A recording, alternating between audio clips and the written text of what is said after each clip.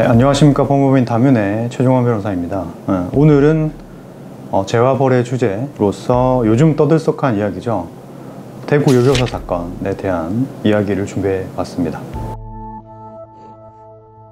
네, 2022년 7월 25일 인터넷 커뮤니티 보배드림에 한 글이 올라오면서 대구 요교사 사건이 수면 위로 떠오르게 되었습니다.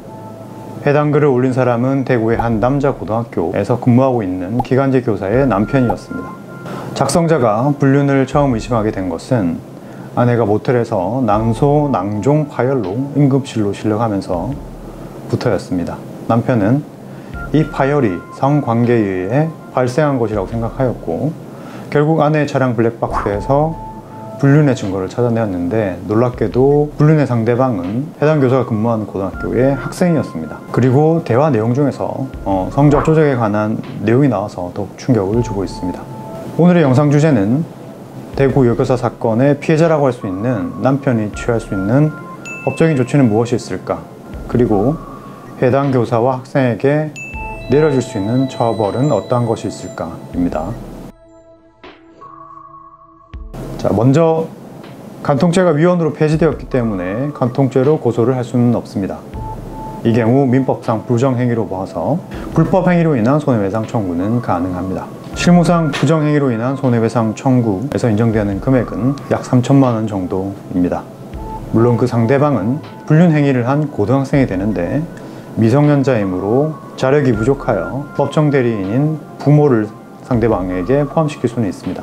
그렇지만 고등학생은 부모의 관리감독 의무의 대상이라고 보는 경우가 상당히 예외적이어서 현실적인 방법이 될 수 없습니다. 만약 해당 학생이 이전에도 비슷한 문제를 일으킨 사실이 있다면 부모의 관리감독 의무 위반을 이유로 손해배상을 청구할 수는 있을 것입니다.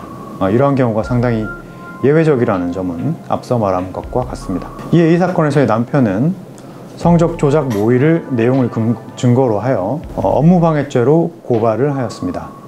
여기에서 업무는 학교의 성적관리 업무를 말하는데, 쟁점은 기간제 교사가 해당 학생의 성적을 실제로 조작하였는가입니다. 그런데 교육청의 조사 결과 해당 학생은 수행평가를 하지 아니하여 최하 점수를 받았고, 문제가 된 기간제 교사가 학생의 생활기록부에 아무런 내용도 기재를 하지 않았다고 합니다. 교육청의 조사가 사실이라면 업무방해죄가 성립하기는 어려울 것으로 보입니다. 피해자인 남편이 부정행위를 이유로 이혼소송을 제기하면서 위자료를 청구할 경우 그 부정행위의 정도와 기간에 따라 위자료의 배상 청구는 가능합니다. 이와 별개로 형사적 처벌 가능성에 대해서 보자면, 먼저 미성년자와 성관계를 맺었다고 할 경우 형법 제305조의 미성년자 의제강간죄 성립 여부를 생각해 볼 수 있습니다. 미성년자인 경우 아직 성적인 자기결정에 대한 판단 능력이 부족하다고 봐서 동의에 의해 성관계를 맺었다고 하더라도 일정 연령 미만이면 강간죄가 성립한 것으로 봅니다. 과거에는 13세 미만의 미성년자와 성관계를 맺은 자에 대해서만 미성년자 의제강간죄가 성립하였으나, 현재는 연령이 높아져서 13세 이상 16세 미만의 미성년자와 성관계를 맺은 자에 대하여도 미성년자 의제강간죄가 성립합니다. 문제는 해당 학생이 고등학생이어서 16세 이상이기 때문에 위 미성년자 의제강간죄가 성립할 수는 없습니다. 만약 중학생이었다면 미성년자 의제강간죄가 성립하였을 것입니다. 여기에서 18세 미만의 미성년자에게 적용되는 아동복지법 위반 여부를 생각해 볼 수 있습니다.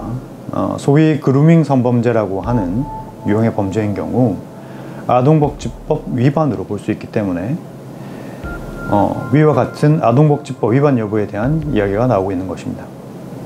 아동복지법에서는 제17조에서 18세 미만의 미성년자에게 음란한 행위를 시키거나 이를 매개하는 행위, 또는 아동에게 성적 수치심을 주는 성희롱 등의 성적 학대의 행위를 금지하고 이를 위반한 경우 10년 이하의 징역 또는 1억 원 이하의 벌금에 처하도록 규정하고 있습니다. 그러나 이 사건에서 해당 교사와 학생이 단순한 불륜관계에서 성관계를 맺은 것이라면 아동복지법상의 금지 행위에 해당하기는 어려울 것입니다. 실무상으로도 미성년자의 동의에 의한 성관계에 대하여 아동복지법을 적용하여 처벌하는 경우는 상당히 드물다고 볼 수 있습니다. 한 가지 의외의 제도 생각해 볼 수 있는데, 기간제 교사도 교육공무원이라는 대법원 판례에 따라 위 해당 교사가 직무, 즉 성적관리 업무에 관하여 뇌물을 수수, 요구 또는 약속한 경우 뇌물죄가 성립할 수 있고, 위 뇌물에 유사 성교행위 및 성교행위도 포함된다는 대법원 판례가 확립되어 있는 만큼 형법 제129조의 수뢰죄가 성립할 수 있습니다. 해당 교사에게 수뢰죄가 성립한다면 그 상대방인 고등학생은 형법 제133조의 뇌물 공여죄가 성립할 수 있습니다. 물론 이는 고등학생이 성적을 올려주는 대가로 해당 교사와 성교 행위를 하였다는 점에 대한 입증이 있어야 할 것입니다. 언론 기사를 통해 보도된 내용만을 토대로 법적인 판단을 하였기 때문에 실제 수사와 재판 결과에 대한 정확한 예측이 될 수는 없습니다. 그렇지만 간단해 보이는 사안에도 여러 가지 법적인 문제가 있다는 점에서 상당히 흥미로운 주제라고 할 수 있습니다.